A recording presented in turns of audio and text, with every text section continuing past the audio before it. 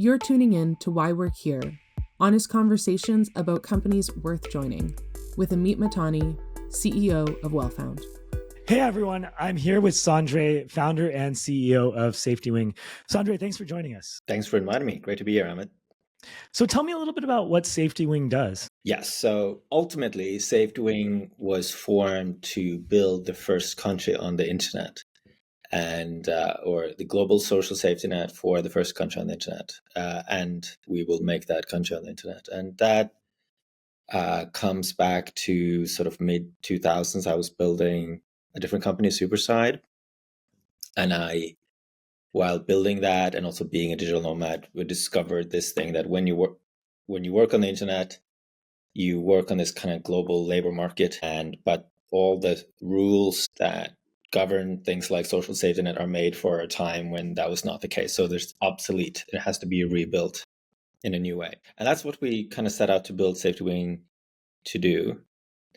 And our plan, which has worked out quite well, was that we would begin to build a global social safety net, starting with health, which we saw as like a core component in a social safety net. And as a social safety net, we saw as a core responsibility for countries, regular countries today, but also would be one for internet countries in the future. And so we launched Nomad Insurance and remote health. It's like health insurance for digital nomads and remote teams. We joined Y Combinator when we launched in 2018, and we raised like $50 million. We're now at sort of $43 million annual revenue. We're 150 people working here across 60 countries around the world, fully remote team. And yeah, that's it. Tell me a little bit about the founding story. Was this during the pandemic, before the pandemic when you guys started? It was before. So it's 2018, 2017. I see. Okay. So the founding story is I come across this idea a year before. So I'm building Superide. I'm actually at Y Combinator in San Francisco with Superide. And we do the surveys of the freelancers on our platform. It's a sort of freelancer platform. And we discover this thing that, they have income uncertainty, instability. They don't have benefits. And we look into, can we provide this? And we discover, that's not suitable. It won't really work. It's this national thing, and it's like completely unfeasible for us as a platform to do that. And so then I realized, that's when I discovered, that totally doesn't work. And so that's when it snaps to me, is someone has got to build a global social safety net. But I knew I couldn't do it because I was in this other exciting company that had great traction. So I went around and tried to get other people I knew who were potential founders and be like, you know what you should do? You should make a global social safety net for like the remote workforce or online freelancers. And no one wanted to do it. So after a year, I was like, this is actually really important that someone does it.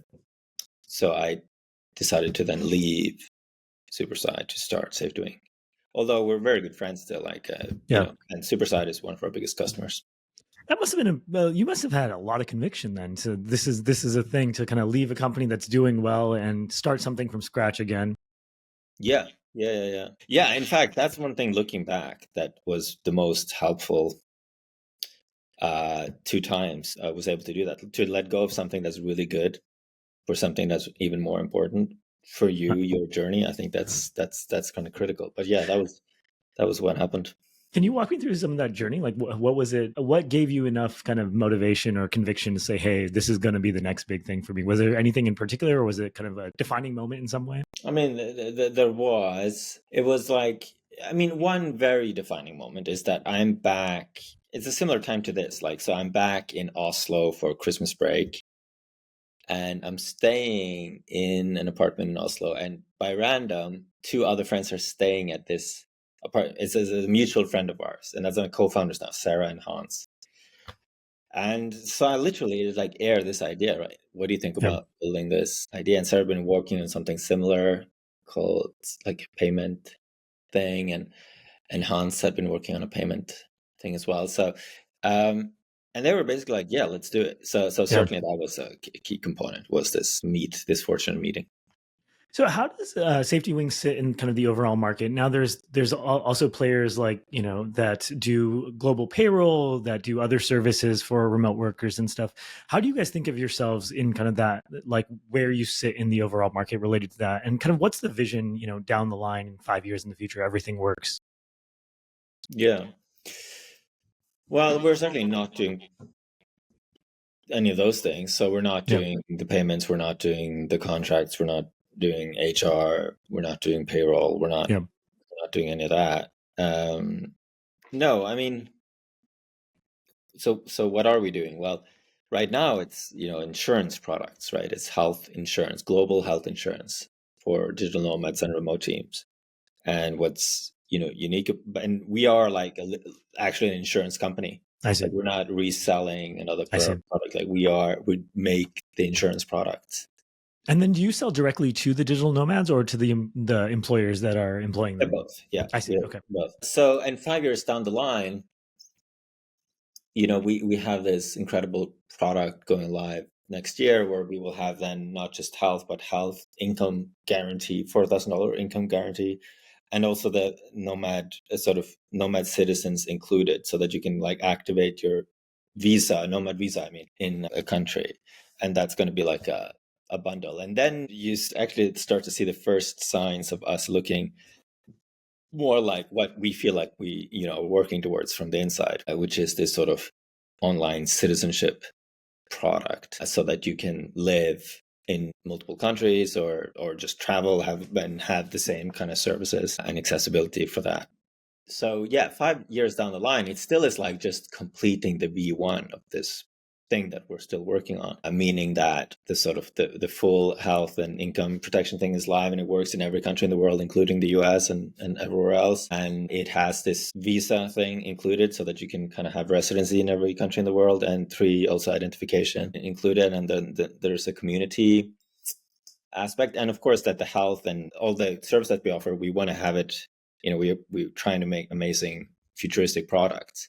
So to make like an incredible good and futuristic user experience where everything kind of happens instantly, and we use cool technologies and tools to help our members live as long as possible. That's awesome. So when you pitch candidates to join SafetyWing, what's your pitch? Well, ultimately, it's like, do you share this mission? Do you want us to realize the best of the internet and build a shared global community that transcends borders? If people then agree with that, right, then it's much easier to make the next pitch, right? Because then we're allies in a way on that quest. And there are a lot of people, not like everyone, but there's a good portion of people who find that like, yes, I actually do find the vision, and it seems arbitrary and bad. And the internet is already here, and I would love to see that realized in the real world. So that's one, is like, do you agree? Do you share our mission? Naturally, not just do you think it's cool when you hear it, but like, do you share it? And then how do you tell when you're talking to someone if they naturally share it, like versus kind of surface level, hey, that sounds interesting enough? in our case, it often isn't that hard, because you can tell it from life choices very easily. For us, I don't know with other companies, but for us, that's pretty obvious. Yes. So, but SafetyWing happens to be an amazing place to work, but that's so easy to say and hard to prove. So I haven't even tried to be more persuasive, but SafetyWing is almost as much about what it's like to work there as it is the thing that we're building. It's an experiment in that, and there are many aspects to it, but I guess I can talk to some. If I were to say like, what are the main things that our culture works, I would say it's just authenticity and autonomy. But so we have been able to make a company that when people come in and work there, they find that they're surrounded by the people who are smart and competent, but kind and authentic and real. And it creates this very pleasant, while still being able to be successful. So we have this incredible focus on joy and productivity. That's sort of the outputs we measure. Right? We all the time when steer. And we always score like over 9 on if people would recommend working, a 9 out of 10 on would people recommend working in SafetyWing to a friend. And indeed they do. Like it's like so many of our applicants are spouses and best friends and whatever of the people who work in SafetyWing. So that's a pretty strong indicator.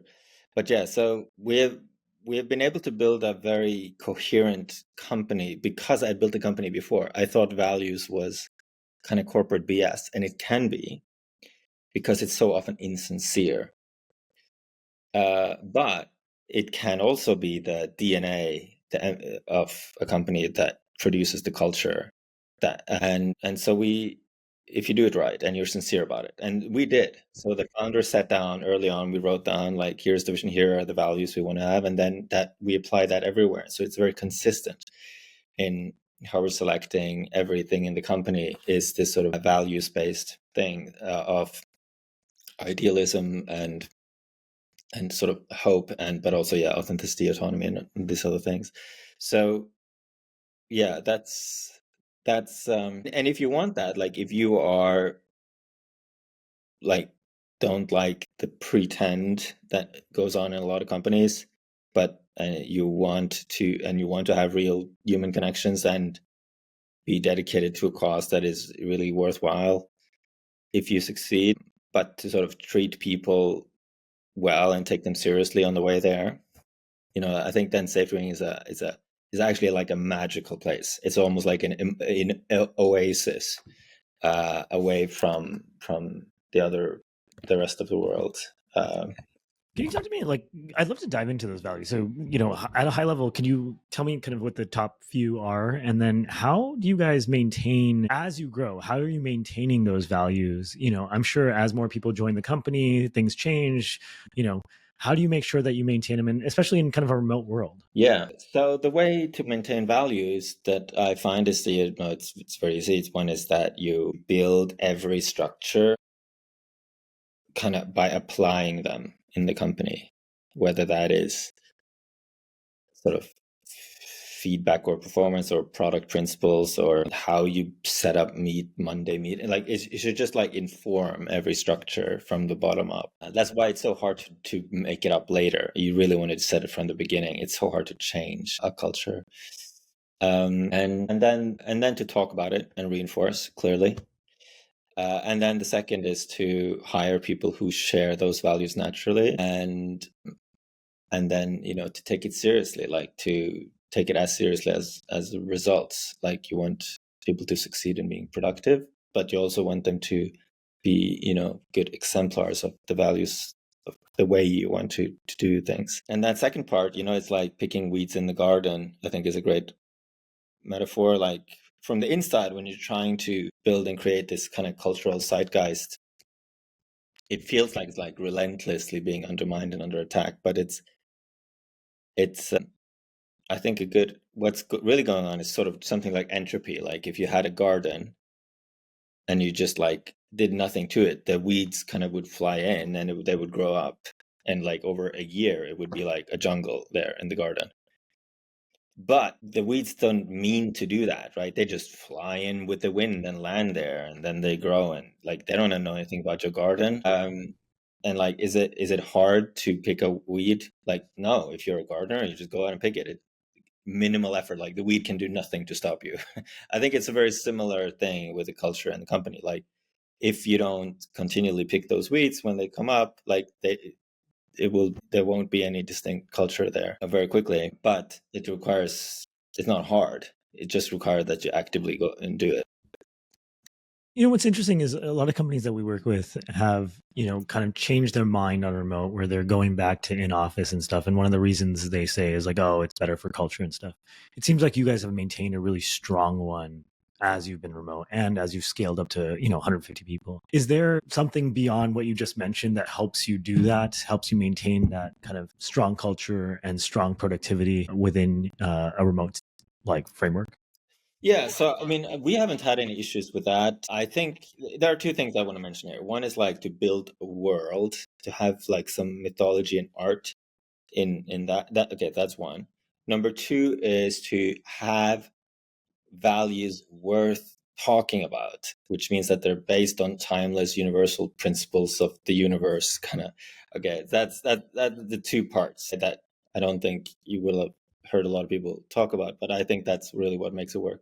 So to start with the first one, they kind of build a world. This is something I really learned from online games when I was a teenager, and there were these alliances. And I was so amazed often how they were able to create this sort of world. I remember there was one that kind of put on this sort of storyline of the kind of Roman Empire, right? Like it was like a legion, that was the name of the alliance. They put so much work into the artwork. Like they had like all these people, they were all clearly just doing it for fun, right? Right.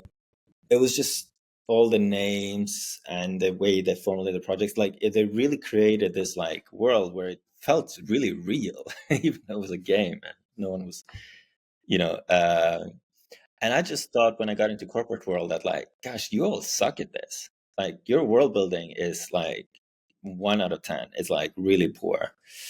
So in SafetyWing, we do it. I still think we do it almost not wholeheartedly enough, but we certainly do it. Like if you go to our website, you see that there is this like whole bird community, and whenever someone joins, like we have like a full-time illustrator who draws them as a bird. They choose one and it's like them, but it's them as a bird. And this sort of just then goes through everything we do. And the birds, it's art, but they live in the world that we're trying to make. And I think that you can't neglect the art in the world building. And it has to be kind of wholehearted and kind of all in. So, and that just makes it more interesting, and it permeates the culture, right? Culture can then flow through symbols and stuff. Okay, so that's number one, build a world. And number two, have timeless true principles, right? So it's, to give an example, right? So we have one of our values is like, because you asked that as well, like aim for the ideal, imagine the ideal and try to make it, build things that improve the world. That's one of our values. And when we talk about that, we talk about it in a sort of practical way, like, whenever you're doing something, start by asking like, what's the ideal version of this? Like, which is often reflects the purpose of it. What is it for? And then and then you can say, well, and then you can, after you know what the ideal is, you at least know what that is, then you can take the next step. And the other part is like to not pollute the world with like crap. And that's like idealism as a constraint.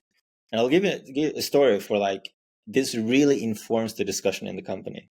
So during COVID, for example, we were faced with a moral dilemma where this value really shaped the outcome of the discussion. And that was that the moral dilemma was that we covered evacuation if this US agency put travel warning on a country. And what happened was that they put travel warning like on March 15 on every country in the world. At that time, we only offered Nomad Insurance. We didn't have the kind of full global health insurance as we have now, which meant that only worked when you were abroad, essentially a travel medical product. So all of our customers suddenly qualified for evacuation. And if they went home, they were no longer our customers. So this is an existential threat, right? It's like we would die. The moral dilemma is no one knew we covered this because we had put some stuff in the plan that we just thought were cool, but that were not normal to have. And this was one of them, political evacuation. So and it timed out in 14 days. So we could just sit silently in the boat and that would just, no one or a couple would use it, but like, yeah. So we had this internal discussion in the company of like, how should we do that? And the really kind of overriding argument that sailed to eventually win that was like, the right thing to do is to, like, in this moment, like, that's what we're here for, is to inform our users and, do the evacuation and then sort of just come what may. And we ended up doing that. And we went really all in on it. Like, it was like 10 days to evacuation, 5 days. I mean, me and the other founders and the whole company was sitting like overnight, several nights in a row. And a third of our users did evacuate, 1/3. So it was a big chunk. But what happened next was really interesting because it also shows the benefit of making value-based decisions as long as you're able to survive, which we did, thankfully. And that was that there was another company called World Nomads, which was sort of a competitor at the time, just for the Nomad Insurance product, not overall. And they did the exact opposite. Like, they like stopped answering customers. They were just like kind of shutting down the hatches, trying to protect themselves. They're exact opposite behavior. And they also had an ambassador program. And over that summer, this like talk of how we had acted spread in that community. And 20 of their top 40 ambassadors switched to promoting us instead. Right. And so from August to December that year, COVID year 2020, when travel is still not allowed, we grew 300% because of this. So that's an example of a story. And the reason that works is because the value is true. Like there is something to it in a way. Like it's not random, made up, like something I like. It really is worth applying.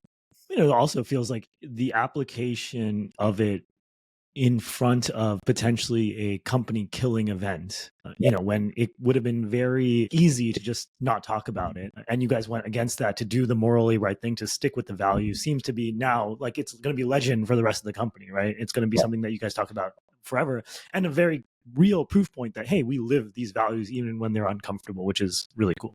Yeah, exactly. Tell me a little bit, just kind of getting down a little bit more into the tactical. How do you think about, in terms of how projects get done at your company? I'd love to hear a little bit how something goes from like an idea to actual production. Yeah. There we do think quite differently, and this comes back to something we've been trying to do. It's related to this game, like making it like games idea, but we've developed some institutions in the company over the years which have become remarkably productive, and I would highly encourage people to copy these. So one is just something called Build Week. So Build Week is just every quarter, every 2 months, sometimes more often, but 2 to 3 months work best. You take like the whole company take a week off meetings, and they can like ask anyone in the company to like join their project. And it's like a 1 week sprint to build something. And then the following week after the Build Week, it's like kind of like a demo day where you present what you built. And this is freaking fabulous. Like the first thing we did is like people sometimes get more done in that week than like in the rest of the year. It's absolutely incredible. Yeah. Once you is it like a hackathon, or what's the capacity? I mean, what are the constraints on what you can build? There's really no constraints. Okay. So it can be many different things, but a lot of people use it to build things that have like you need different types of skills, and including building something, and you gather that team. It's because it allows you to staff a team, and you're very motivated because it has this very short time constraint. Yeah. I mean, we've learned a lot from doing that now many times, right? It's like, one, if you have a small team and everyone is like highly dedicated and motivated, and you have like the skills necessary, and that the project manager is very good and organized, and the outcome is very clear in the beginning, you can build a lot of stuff in a week that people think takes 1 to 2 years. So that's Build Week. That's one key way. We've also have these things for like, we set health metrics and strategic metrics, and we have these like major projects that go over a year. Like when we have a company level problem or priority like that, we often set down something that's called we call it a strike team. This is not an innovation from us. But it's just a really good idea. When you have like some key things you want to get done, is that you set aside a strike team. It's a similar idea, except that people would be on a both normal team and a strike team. So it's not like Build Week where they completely set aside. And it's typically like, improve claims NPS. There was a strike team to improve claims NPS at the beginning of the year. And this is just a really successful way to do it. And again, it's like you staff like a dream team. You give them a lot of autonomy and a clear deadline and a very clear outcome. And then stuff get done. That's how things get done. And that's also where people, by the way, we came up with some of these by asking people what is the time that they were most joyful and productive, which is this thing I mentioned, this outcome we iterate on, we're trying to make this like way of working where we're insanely productive while also being like really joyful, to find that, because it's possible. Yeah. And how do you, where did that come from, this idea of being joyful? I mean, obviously productive makes sense. It's straightforward and everything else, but joyful feels unique and different to you guys. Like, where did that come from? And how do you continue pushing forward with that? Yeah. Joyful productive. That just comes from me, kind of just sitting and reasoning like what I want my life to be, kind of, and and it was those two, and like the joyful part, like why not one of the other words that are more commonly used, and it's I just like that version better. It says like I don't like comfort, but I do like joy. Like joy feels like more something you have more choice over, and it's a little bit more admirable than comfort or wellness. Wellness isn't a role of comfort, but Yeah. like I don't mind going to a spa, but I don't like. I'm not like incredibly impressed with myself if it was as a spa all day, like all year. Like that would be kind of sad and something like so. But I find I don't think that that sort of like joy seems more something you can do regardless of circumstance, and that's why it's worth aiming for. So joyful and productive, it's an and there, right? So the point is we want everything in the company to be joyful and productive. We measure every team. It's like what does lead like? Yeah, you got to have results, and you want your team to be joyful and productive. And yeah, it's find ways to achieve incredible results. Constrained by that, it has to be joyful and productive. Like and it turns out that that's totally possible. So, and one of the ways you get there, by the way, is another one of our values, which is do only what matters. Prioritize your actions and focus on what's important. The most impactful action make the difference. It says here, and this is really one of the values that causes us to be extremely get a lot done while being a very not frantic company. Like it's a very Zen style internally. And it is because we do this so consistently. And this is something I learned back in 2017. I did a review of everything I had done the year before in my to-do list. This is like end of 2017. And this was the things I checked off in my to-do list app in 2016. And I rated them like 1 to 100, like what was the impact. And I discovered something that essentially it's like only a few things made almost all the difference, and most of the things I checked off I was not able to tell if they made any difference at all. And that, of course, it's the old like 80-20 pattern, but it turns out that that's true when it comes to your actions as well. So some things you do make almost all the difference. And I also saw that I could tell there's a pattern. I could have been able to tell up front that which things made a difference. So, and that essentially just really convinced me that to do prioritization. So we really bake that in now and put so much effort into thinking about what we want to focus on, and choosing those three things really well, and also to generate ideas and choosing the top ones. That we have that mechanism called planning and prioritization, and we do this all the time over and over again because you have to generate a lot of ideas to find the top one, the top 100. So what's the strategy to whittle down and focus versus like taking on more? Because I'm assuming personally for me, I like to do a lot of stuff, and I have the same issue as you point out. It's like, look, I can do 10 things, one thing is going to really matter, but doing those 10 things makes everything more frantic, right? And just focusing on the one would have made things, like you said, more zen. So are there structures that you guys put in place on yourselves, on your teams, on the planning process that really forces that, or is this something that just built up over time? We've built a lot of structures over time, and we've gotten better and better at this over the years. Well, there are so many things I can point out here. Let me mention a couple of examples from the company, and then one or two individual, and we can see if you want to say more. But so on the company, well, it's sort of you want to start wide. So it's like, let's say you're planning what to focus on next year. So you want to start wide. Ideation, right? So it's like we do a P&P, but it's more like what would be amazing if it happened next year, and people just write free text. And then we do the P&P thing, which is that we rate everyone's ideas anonymously 1 to 10 on and then we use that to create a ranked list. And then we use another prioritization tool, which is editorializing. Editorializing is when someone who's very good at that, has good judgment, sort of look at it, takes the best, try to bring out the patterns, usually duplicate ideas, and like write it out in like really clear, compelling ideas. And then you iterate, right? And then you iterate and you kind of feedback loop back, like, how is this a good idea? You check with various different people, different concerns. And when something is a great idea from like many different perspectives, right, then you start to be, oh yeah, this is good. And eventually like it starts to be like this thing where you have some ideas that everyone just like, yes, this is so great. And then you also get more captured by them because they are good. It's much easier to focus on something that's worth focusing on. So that's a company level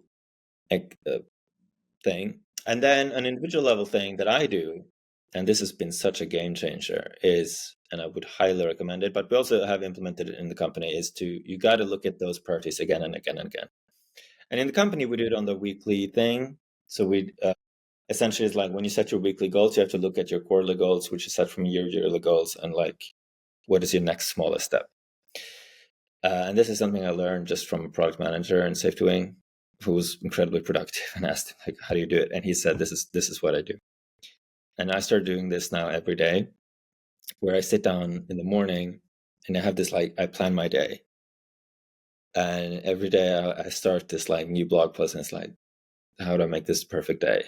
And I write something about where I am and what time it is, and how I want to approach today. But then I have a few prompts, and one of them is like, what are my top goals and what is the next smallest step? And then I kind of add that to my to-do list for that day. And then I also ask myself, like, what are the things that need to be taken care of? And that kind of populates my to-do list, and then act on them. And the thing is, like, when you do that every day, you will achieve your goal. That is refocusing again and again.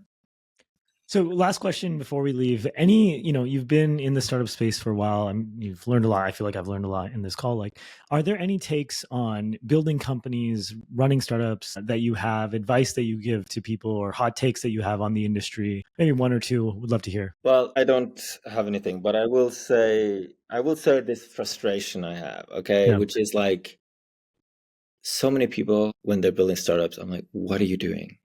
What are you doing? Like, I hear this sort of like, oh, it's luck. It's not. It's like, yeah, there's some overall luck, and like, what do you do? But what most people are doing are just wasting their time when they're trying to build their startup. There are like having good judgment as to what works, what are the constraints, and what needs to get done in order to complete the project. So many people are just profoundly unserious about it. And they need to get serious. They need to like, are you actually trying to do that thing? Because then they approach it in this way that it's like, I don't even know what it is that they're doing, but they're not serious about getting the thing done. And so that's my sort of, it's a little bit of a hot take. It's a hot take in the sense that I'm incredibly frustrated about seeing how some people seem unserious about getting the thing done, where you're sort of high energy, good judgment, doing the things that actually is the hardest thing that need to be done right away, and something that might actually work. That's something that I feel like is sorely lacking in the sort of at least the sort of international aspiring entrepreneur community. It's just seriousness. Amp up seriousness 10x, please. What do you think it is? Like, do you think it's a desire that like the idea of starting a company is in vogue in some way? Or is it just like, hey, this is just a natural thing? There's just not that many like really serious, dedicated people out there in the world. Well, I think anyone can be serious or unserious. So I don't think this is as much of a trait. This is more like, what mode are you in? And look, building a startup is not something that happens. Like, you have to make it happen. So if you're not serious, it's not going to happen. And so I just think that this is just, people are mixing up work and play here or something. Like, you got to be serious about reaching your goals if it's going to happen. So, but yeah, there's something to what you're saying. Yeah, like, start being in vogue, and you got a lot of pretenders and people who just want the sort of state, like they want the romance of being an entrepreneur, like as an identity. I think there could be a lot of that. Like, yeah, go back to like the 70s or 80s. where there's none of that, and Yeah. it's like extremely unglamorous to be an entrepreneur. And I'm sure all the entrepreneurs are serious because there's Yeah. no other reason to be there. Yeah, no status. Yeah, I even 2007, 2008, there wasn't that much status doing it, right? Like Yeah. now it's kind of like, okay, instead of going into consulting, you be a founder or something, or go into VC. Anyway, I think we go on about this. Sondre, this has really been awesome. I feel like I've learned a lot in this chat. Thank you so much. If people wanted to learn more about SafetyWing, where should they go? Go to safetywing.com. If you're a digital nomad or looking to become a digital nomad, or you have a remote team and want to offer, benefits for your global team. Awesome. Cool. Thanks again. Thank you for listening to Why Work Here. Ready to find your next role or discover top talent? Visit us at wellfound.com.